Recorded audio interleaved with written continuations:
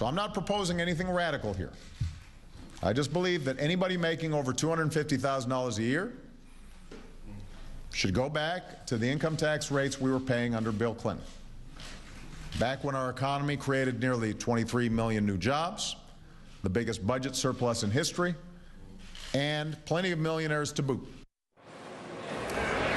You saw it there live today on CNBC earlier, the president making his case that families earning more than $250,000 per year should pay more in taxes.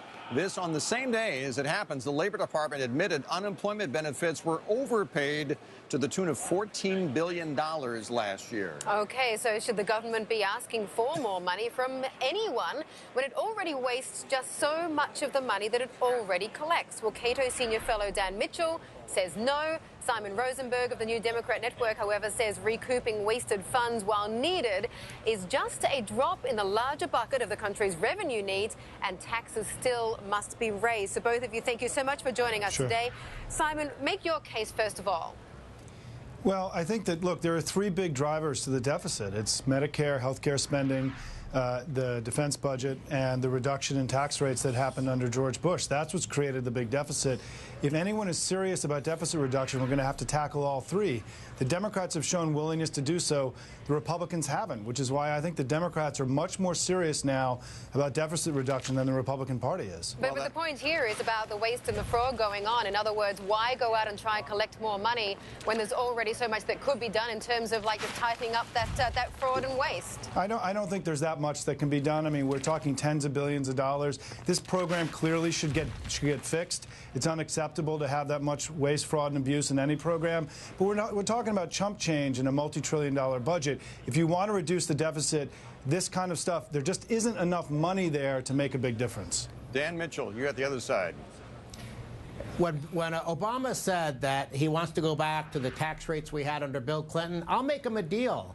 I'll agree to that if he's willing to go back to the spending levels we had under Bill Clinton, because if we did that, we'd have a budget surplus today. The reason we're in trouble is because government has doubled in size during the Bush-Obama years. Both were big spenders. And I guarantee you one thing, that example of waste and fraud you just cited is just the tip of the iceberg. But our chances of getting any fiscal reform in D.C. will vanish like water on a boiling hot day. The moment you put higher revenues on the table, it's like putting blood in the water with hungry sharks around. Simon, wouldn't it be more prudent to try and broaden the tax base as opposed to just levying more taxes? No. I mean, I think that what we saw, I just want to be clear that what I don't agree with is this basic argument that lower taxes creates more economic activity and more growth. I mean, I know that it's said on CNBC all the time that that's the case. Our own experience in the United States over the last 20 years disproves that. Bill Clinton raised taxes on wealthy people when we saw the biggest economic boom in American history. George Bush cut taxes, and we saw economic ruin for the country. So I think we have to be careful not to weight tax reductions and tax rates too heavily in their impact on the overall economy. It's clearly important, it clearly matters, but it's not the only factor in what creates growth and long-term prosperity for the country. I actually agree with that. Fiscal policy is only maybe 20% of what drives a nation's economy. And what I like about Bill Clinton is that government spending fell as a share of GDP. We got deregulation, we got GATT and NAFTA, more free trade. Bill Clinton was a lot more free market than either Bush or Obama, which is why I wasn't joking when I said I would go back to Clinton's tax rates if we got rid of all the Obama-Bush spending and regulation. We'd be better off as a country. But if we're just talking about taxes in isolation, of course taxes matter. It's why Singapore and Hong Kong grow faster than the U.S., and it's why the U.S. grows faster than France. I don't understand why Obama wants to make us more like Europe. Simon Rosenberg, I'm curious, how would you fix the fiscal cliff, or would you? Would you do anything about that right now? Well, I agree with what the president said today, and I just want to be clear that I think that there are three things that have to get done if we're going to reduce the deficit. There are a lot of things that could get done, but there are three things that have to get done because they're so big and such big drivers of the deficit. The Pentagon spending, Medicare has to get reformed, and we have to raise revenue. So I think that if you're serious about, and the Democrats, to be clear, right, the Democrats have proposed cutting spending in the Pentagon.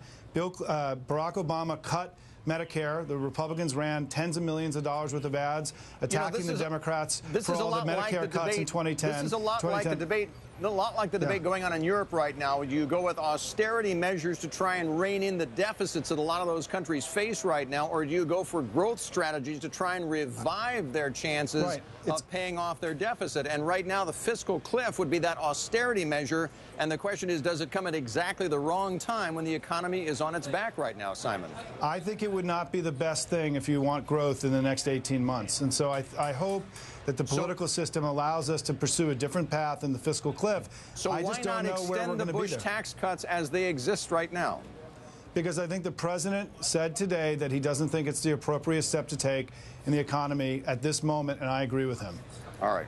Gentlemen, we're not going to solve it here, unfortunately, and Congress may not either, but we'll hope. Thank you both for joining us today.